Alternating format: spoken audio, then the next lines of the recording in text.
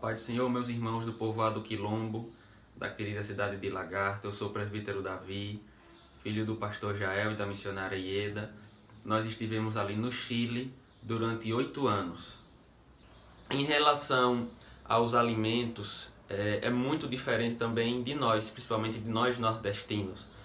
Para os irmãos terem uma ideia, né? No Nordeste é costume, no café da manhã ou à noite, nós termos pão, macaxeira, inhame, batata doce. Lá não, lá eles só têm pão. Eles não têm esse tipo de comida, né, diversificada, assim como nós temos. Não tem o cuscuz. No almoço também eles não comem como nós, né? Nós costumamos comer feijão, macarrão, arroz, uma carne, às vezes até tudo misturado com a farinha, né? Lá não, lá se tiver arroz é só arroz com carne, se tiver purê é só purê com carne.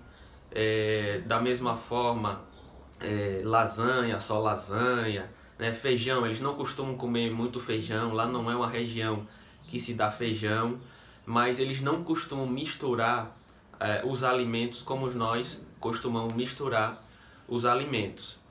Quanto à receptividade do Evangelho, infelizmente também o chileno é bem diferente do brasileiro.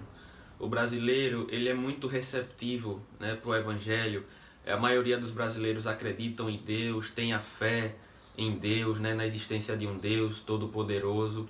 O brasileiro ele costuma receber o folheto, costuma estar na frente de casa, nas praças, né, ouvindo a palavra do Senhor. Lá não, lá eles são uma população muito fechada, né, são muito frios e é muito difícil a receptividade para o Evangelho. É tanto que nós aqui no Brasil, nós somos acostumados a ver culto de domingo, 2, 3, 4 pessoas aceitarem a Jesus, né? Se nós formos contar no ano, muitas pessoas aceitam a Jesus nas nossas igrejas. Lá não, lá é muito difícil. Geralmente, assim, o que aqui em um domingo ou em um mês aceitam a Jesus é a quantidade de pessoas que aceitam durante o ano inteiro. Então, é um país que precisa muito das nossas orações para que o Senhor toque, né, nos corações e as almas possam realmente se derramar aos pés do Senhor. A maior experiência marcante positivamente foi ter sentido o cuidado de Deus sobre as nossas vidas e saber, ter a certeza que havia uma igreja, uma grande família, a Assembleia de Deus, orando por nós constantemente.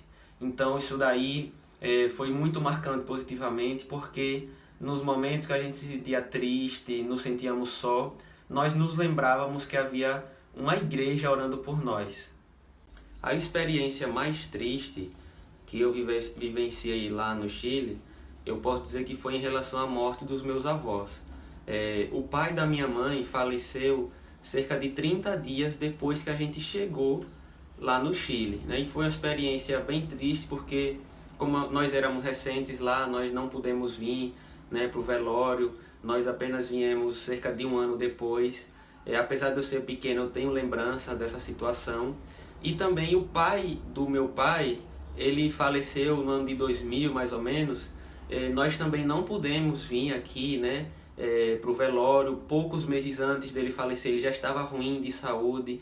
A gente sabia, mas nós não pudemos vir também, né, nos despedirmos, ver a nossa família. Eu posso dizer que essa foi a experiência mais triste que eu vivenciei lá no campo missionário.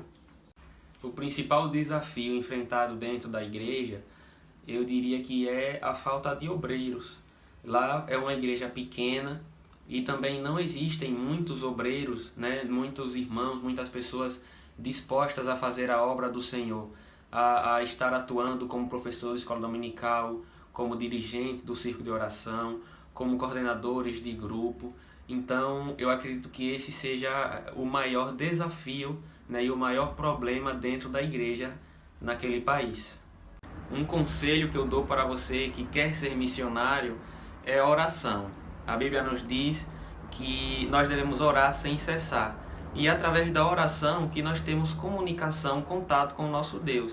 Então acredito que a oração é peça fundamental para o missionário ter um sucesso em sua vida. porque com certeza, através da oração, o Senhor vai guiando os passos, vai dando sabedoria, vai dando entendimento e vai guardando e protegendo de tudo.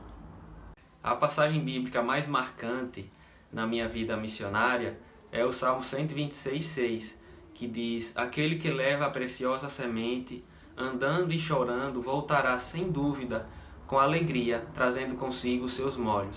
Eu tenho visto esse salmo na nossa vida, porque em muitos momentos nós estávamos ali naquele país chorando, mas hoje nós vemos, né, os frutos do nosso trabalho feito naquele país.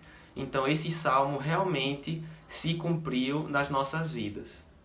A minha oração diária por aquele país é que haja verdadeiramente um despertamento espiritual.